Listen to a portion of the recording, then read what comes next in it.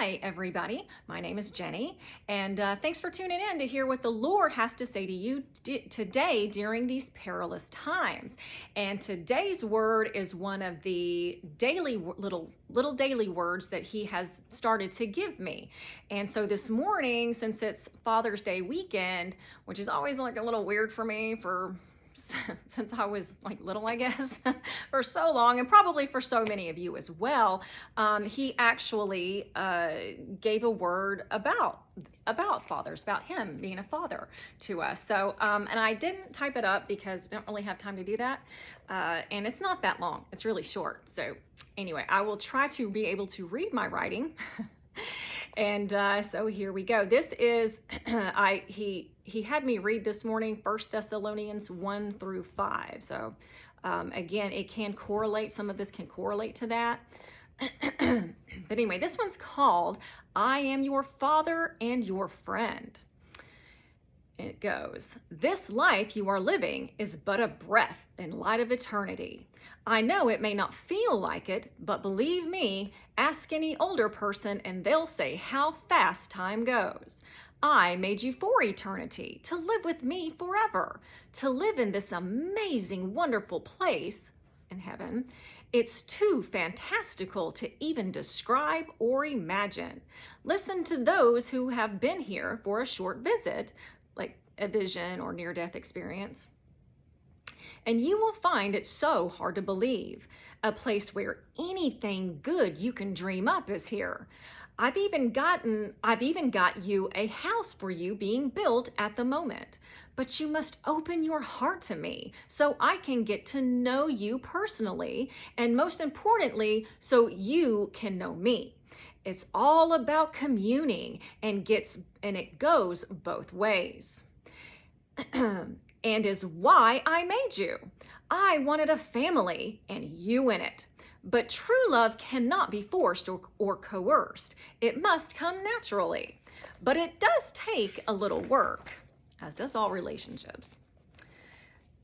It cannot be one-sided. That's not fellowship. That would be making me a genie in a bottle, and I am anything but.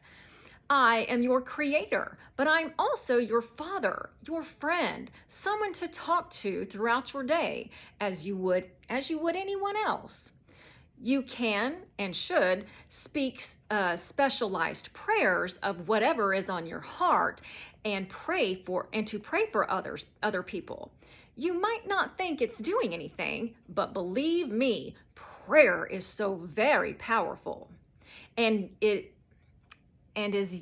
yet another reason why the adversary, and is yet another reason why he keeps you so busy, the adversary, frustrated and exhausted, so you won't talk and spend time with me. Prayer, which is just talking, communicating to me, and me, you, and he puts this in parentheses, some people forget to listen to what I'm saying by remaining still for me to answer.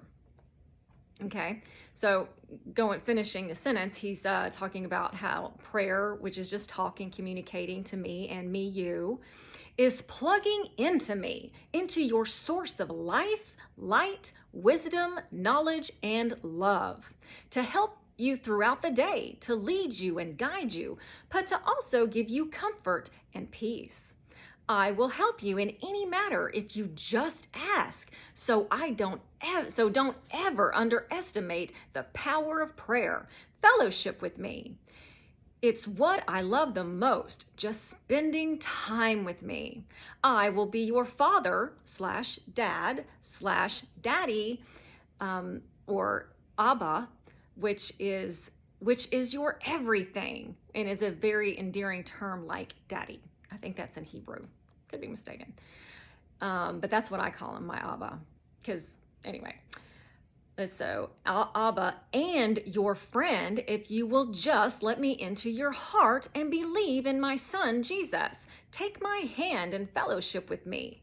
Since love has to be given freely by choice, I am not a tyrant, nor do I want robots.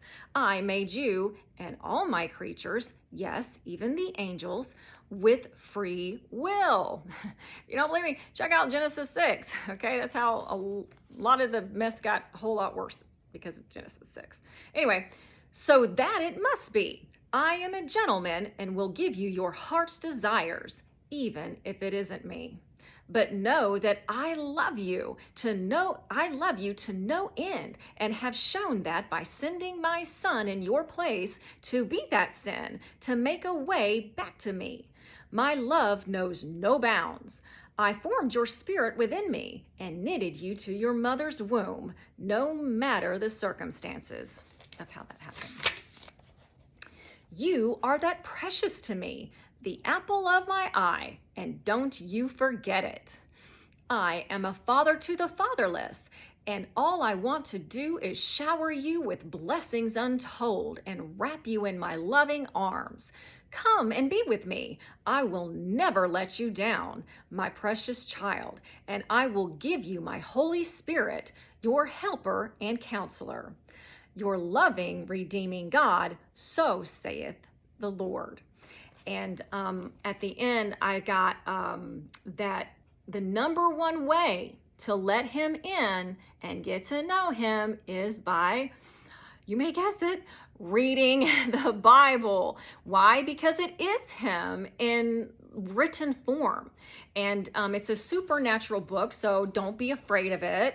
Well, don't be afraid of it because it is a supernatural book, but the Lord will help you, okay? If you need some help, number one, there's the internet, no reason to not try to learn what it stands, but don't take any person's word for it. Don't even take mine. It's a personal relationship. Like he said, he wants a personal relationship. So therefore, you need to personally know God and what he is saying and get plugged into him, okay? But you need to do that by accepting Jesus first, okay? Because yes, God can watch over you and stuff like that, but to really have that relationship, because sin separates us from God. That's in the Garden of Eden, they disobeyed by eating of the fruit. That was the disobedience. So they got booted out of the Garden of Eden, and it separated. They used to walk and talk with God all the time. He was there. They were there in his presence all the time. But when that happened, that got cut off. That was no more. And that's another story for another time. But what I'm saying is that sin separates us from God, and that's why Jesus came in our place and shed his blood to break that curse, because curses and spells and all that weird stuff is real. So and so that way he became the door that you can go to the Father to. So anyway, so that's how that works. So anyway, wanted to make this under 10 minutes, and I hope this helped. And, again, even if you don't have a dad or father in your life, or don't have one anymore,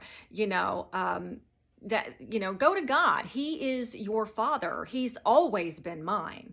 I just didn't quite really realize it until I hit my teenage years, and then, it kind of started making sense, and I've leaned on him ever since. So wasn't always great, but he's done a lot of work in me.